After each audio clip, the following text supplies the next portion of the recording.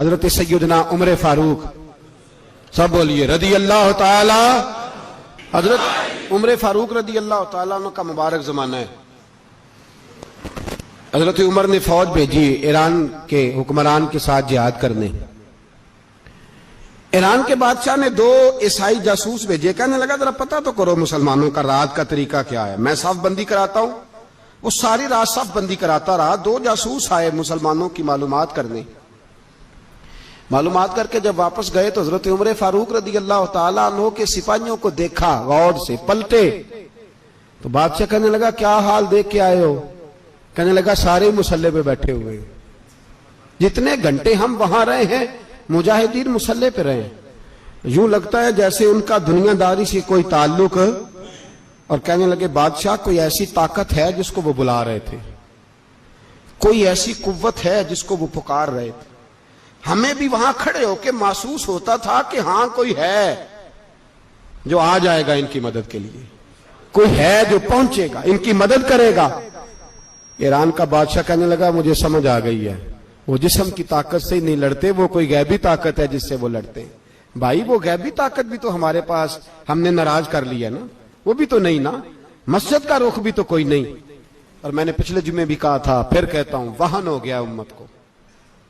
نبی پاک نے فرمایا امت کو وہ کیا ہے، دنیا سے محبت ہو گئی ہے، موت سے کراہت ہو گئی ہے، وہن ہے۔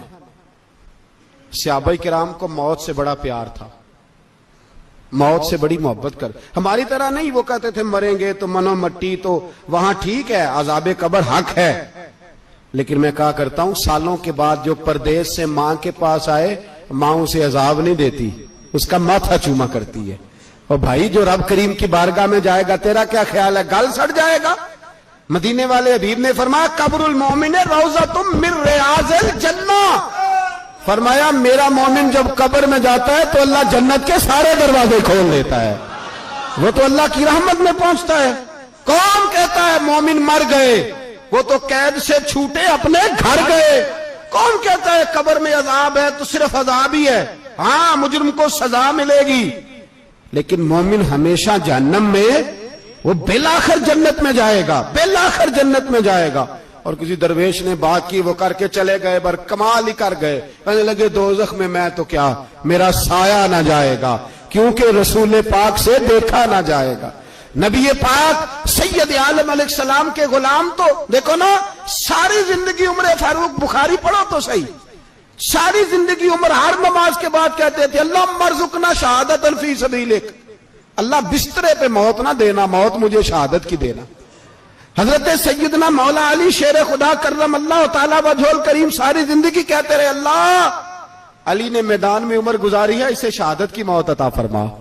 او بھائی یہ تو شہادتیں مانگنے والے۔ حضرت امام حسین میدان کربلا میں کھڑے تھے، شمر کہنے لگا حسین تیری چاروں جانب موت ہے، تو آپ فرمانے لگے تجھے ابھی ہمارا پتہ ہی نہیں، موت سے تو ہمارا پیار چلتا ہے۔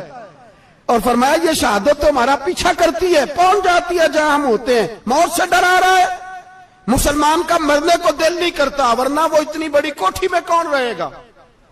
مرنے کو دل اس لیے نہیں کرتا کہ وہ جو 6 کروڑ 10 کروڑ ڈالر لوٹ کے رکھے، مر گئے تو کھائے گا کون؟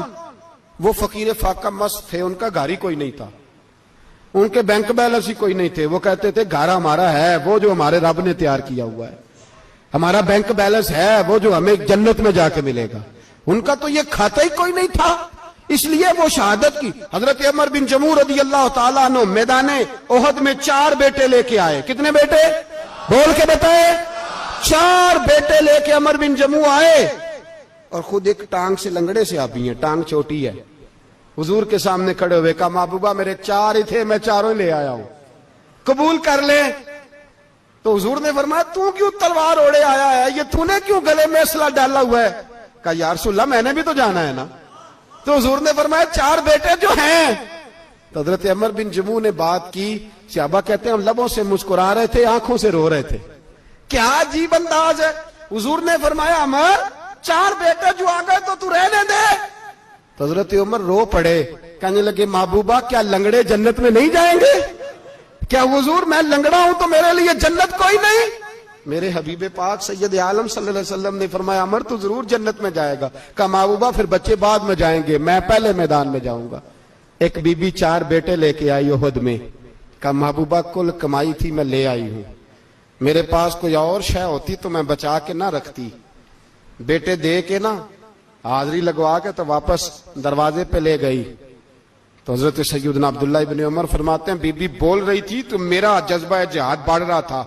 اپنے بیٹوں کو کہنے لگی میں تمہیں حضور کے پاس چھوڑ کے جا رہی ہوں, جب تم میدان میں گرو گے تو میں تمہیں دیکھنے آؤں گی, دیکھنا تمہاری پشت پہ کوئی زخم نظر نہ آئے. جتنے تیر کھانے ہوئے سینے پہ کھانا, جتنے تلواروں کے نیزوں کے زخم برداشت کرنے ہوئے یہاں کھانا, پشت پہ زخم نظر نہ آئے. حضرت عبداللہ ابن عمر فرماتے ہو بی بی کی گفتگو میرا جذبہ جہاد بڑھا رہی تھی.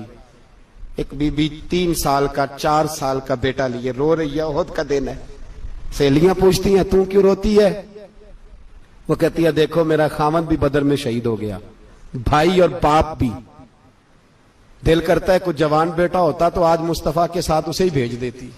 کوئی جوان میرے پاس ہے ہی 3 سال کا تو کیا کروں, 3-4 سال کا بچہ کیا کرے گا؟ پتہ نہیں کیا دلیل آئی, اچانک اٹھی, بیٹے کو سینے سے لگایا, کپڑا ڈالا, مسجد نبوی پہنچ گئی.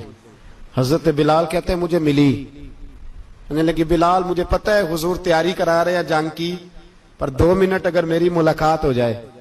بلال حبشی کہنے لگے حضور ایک بی بی ضد کر رہی ہے. حضور باہر آئے, کہنے لگی حضور میں فلاں کی بیٹی, فلاں کی بہن, فلاں کی بیوہ ہوں, میں نے بدر میں 3 شہید دیے ہیں, اب میرے پاس یہ 3 سال کا لال ہی بچا ہے, بڑا فخر ہے میرا. لوگ مجھے شہید کی بیوہ, شہید کی بیٹی, شہید کی بہن کرتے. دل کرتا ہے شہید کی اماں بھی کہیں جاؤں تو میرا بیٹا لے لیں.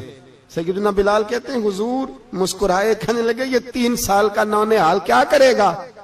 کہتے ہیں اماں کا عجیب جذبہ ہے.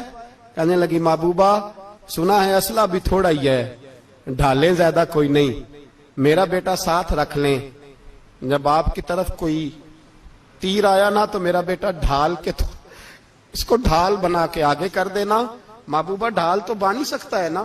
حضرت بلال فرماتے ہیں مصطفیٰ کریم نے فرمایا جا میں نے قبول کیا, قیامت کے دن بیٹا گھر لے جا, جب تیرا نام پکارا جائے گا تو شہید کی اماں کہہ کے پکارا جائے گا, جا تو گھر لے جا. کہتے ہیں چلتے چلتے ایک غریبنی اور آ گئی, اتنی سی اٹی بان کی, اتنی سی.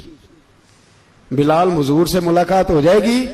نبی پاک آ گئے تو کہا محبوبہ یہ غلبہ اسلام میں میرا بھی حصہ ڈال لے. حضور نے فرمایا یہ کیا ہے؟ کہنے لگے حضور خامد فوت ہو گیا, اولاد اللہ نے بے نیازی سے دی نہیں, سویرے چرخہ کاٹ کے رزق حلال کھاتی ہوں, میرے پاس نا یہ اتنا سا بان ہے, ایک گھوڑے کی لگام بن جائے گی. محبوبہ حصہ تو ڈال جائے گا نا دین کے لیے, میری قبولیت ہو جائے گی. میرے حبیب نے ہاتھ اٹھائے اور دعا مانگی, کہے اللہ جتنا تو میدان کے مجاہدوں کو اجر عطا فرمائے اتنا اس غریبنی کو بھی عطا فرمانا, اتنا اسے بھی دینا. بھائی یہ جذبے تھے, یہ رنگ تھا امت مسلمہ کا, اس لیے کافر گھر میں بیٹھ کے کانپا کرتا تھا. اب اسے پتا ہے یہ اے سی والی کار سے نہیں نکل سکتے, اسے پتا ہے کہ ہم نے انہیں بوتل پہ لگا دیا ہے, اب یہ پیپسی مرینڈا اور یہ پی کے کھانے کے ساتھ تو یہ مست رہتے ہیں, اب یہ نہیں نکل سکتے گھر سے, ہم نے انہیں ان چیزوں پہ لگایا ہے جو ان کے وجود کو کھوکھلا کر رہی, اب کیسے میدان میں نکلیں گے؟ وہ اس لیے نہیں ڈرتا کہ وہ تیری آسائشوں, تیری زندگی میں آنے والی سہولتوں سے آشنا ہے. موت بستر پہ بھی آ جاتی ہے, لیکن جس کو میدان میں آتی ہے وہ ساری زندگی زندہ رہتا ہے, وہ ساری زندگی زندہ رہتا ہے. بھائی مرنا تو ہے, لیکن اگر زندگی دین کے کام آئے گی تو امر ہو جاؤ گے, بچ جاؤ گے.